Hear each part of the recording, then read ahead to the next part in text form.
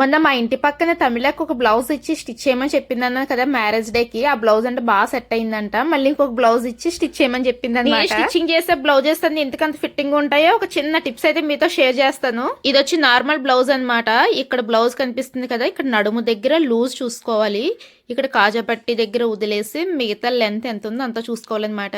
ఇది మనకు 32 ఇంచెస్ వచ్చింది. ఇప్పుడు 12 ఇంచెస్ ఎక్స్ట్రా తీసుకోవాలి. ఇప్పుడు మనకి 44 ఇంచెస్ అవుతుంది కదా, దీన్ని 4 గా డివైడ్ చేసుకోవాలి. ఇంచెస్ కి టేప్ ని ఇలా 4 ఫోల్డ్ చేసామంటే మన మెజర్మెంట్ అనేది వచ్చేస్తుంది. ఖర్చుతో పాటు ఫుల్ మెజర్మెంట్ అనమాట. చాలా మంది పెన్సిల్స్ కోసం అడుగుతున్నారు కదా, పెన్సిల్ మార్కర్స్ అండి. నేను స్క్రీన్ పైన ట్యాగ్ ఇస్తాను, దాన్ని ఒకసారి క్లిక్ చేసి అయితే చెక్ చేయండి. వీటికి వచ్చి 2.35 తీసుకోవాలి. 2.35 అంటే నెక్ చాలా చిన్న అయిపోద్ది కదా అని మీకు డౌట్ రావచ్చు, తర్వాత చెప్తాను. ఇక్కడ షోల్డర్ వచ్చి 3 ఇంచెస్. ఇక్కడ కింద నెక్ మెజర్మెంట్ అనేది పెంచుకోవాలన్నమాట. మనం ఎప్పుడు కూడా పైన అనేది పెంచకూడదు. ఇక్కడ మీ ఇష్టం, మీకు ఎంత డీప్ కావాలంటే అంత డీప్ పెట్టుకోవచ్చు. ఇక్కడ 3 ఇంచెస్ పెట్టాను నేను, పైన 2.35 పెట్టి ఇలా క్రాస్ ఒక లైన్ అయితే డ్రా చేస్తే రౌండ్ అయితే ఇలా అనుకోండి. మనకి నెక్ అనేది చిన్నది అవ్వదు, అలా డీప్ కనిపిస్తుంది, అలాగే ఫిట్ గా కూడా ఉంటుంది అనమాట.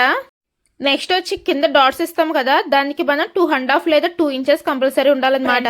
బ్యాక్ పార్ట్ కట్ చేసిన తర్వాత ఇలా బ్యాక్ పార్ట్ మీద ఫ్రంట్ పార్ట్ పెట్టి ఇలాగా షోల్డర్ దగ్గర అనమాట, అంటే చంక దగ్గర కాదు, ఫ్రంట్ వైపున ఇలా ఒక 1/2 ఇంచ్ కి క్రాస్ అయితే క్రాస్ తీసుకుని కట్ చేసుకోవడం వల్ల షోల్డర్ అనేది జారకుండా ఫిట్ గా ఉంటుంది. నేను చెప్పిన టిప్స్ యూజ్ చేసి స్టిచ్ చేసేయండి, మళ్ళీ కంప్లైంట్స్ అనేవి రావన్నమాట. షోల్డర్ జారుతుంది, లూజ్ ఉందని. ఓకేనండి, మరి నెక్స్ట్ వీడియో మళ్ళీ కలుద్దాం. మరి ఉంటాను, బాయ్ బాయ్.